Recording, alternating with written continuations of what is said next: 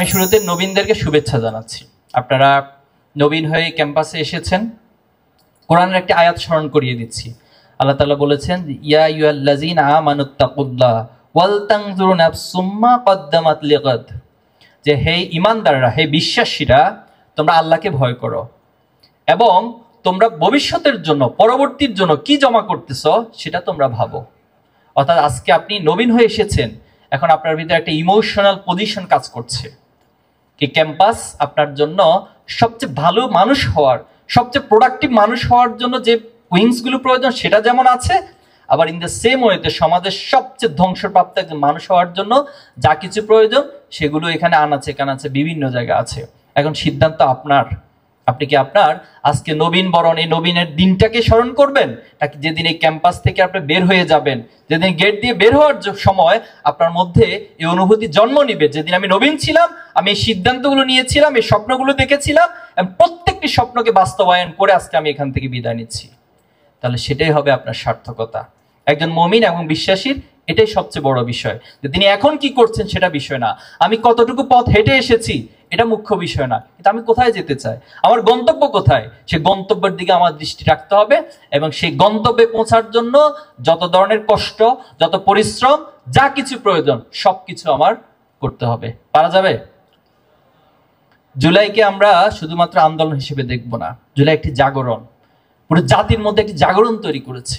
কিসের জাগরণ? এখানে একটা আদর্শিক ভিত্তি রয়েছে, এটা হঠাৎ করে এমনি এমনি তো হয়নি। আদর্শিক ভিত্তির মধ্যে সবচেয়ে বড় যে পয়েন্টটা, সেটা হলো ন্যায়ের পক্ষে, অন্যায়ের বিপক্ষে।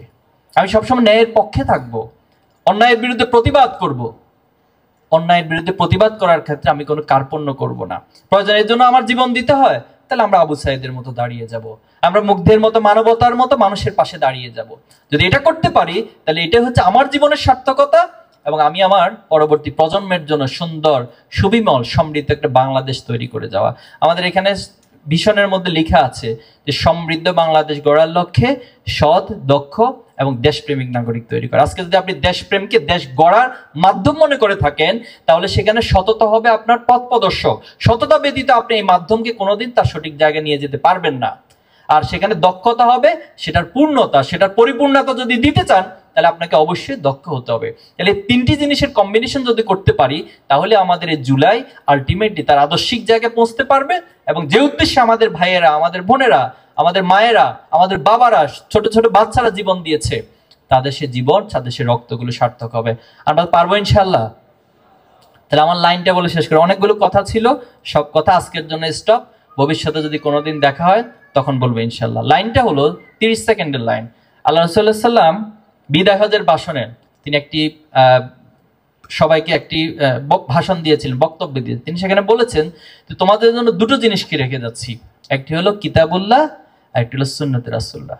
যারা এই কোরআন এবং সুন্নাহকে আঁকড়ে ধরে থাকতে পারবে, তারা কখনো বিচ্যুত হবে না। এই সমাজে আমাদের জন্য বিচ্যুত হওয়ার হাজারো রাস্তা রয়েছে নষ্ট করে দেওয়ার, কিন্তু আমরা যদি এই কোরআনকে উপলব্ধি করতে পারি, পৃথিবীর সর্বশ্রেষ্ঠ জ্ঞানের মাধ্যমকে যদি উপলব্ধি করতে পারি, সর্বশ্রেষ্ঠ মানুষের দেখানো মডেলকে যদি অনুসরণ করতে পারি, তাহলে আমরা বিশ্বাস করি আমরা শুধুমাত্র দুনিয়াতে সবচেয়ে সেরা মানুষ হব না, আমরা আখিরাতেও সেরা মানুষ হব।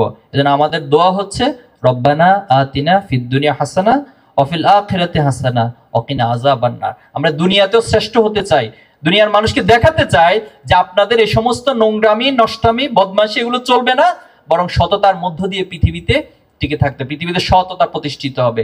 এজন্য দুনিয়াতে আমরা কল্যাণ অর্জন করব, সেরা হব, আবার ওয়াফিল আখিরাতি হাসানা ওয়া কিনা আযাবান নার। এবং এটাকে আল্লাহ তাআলা বলছেন ফাউজান আজিমান, ফাউজান কাবীরান, সবচেয়ে বড় সফলতা। আল্লাহ আমাদের সবাইকে কবুল করুক, আমিন। আপনাদের সবাইকে অনেক অনেক ধন্যবাদ। আসসালামু আলাইকুম ওয়া রাহমাতুল্লাহ।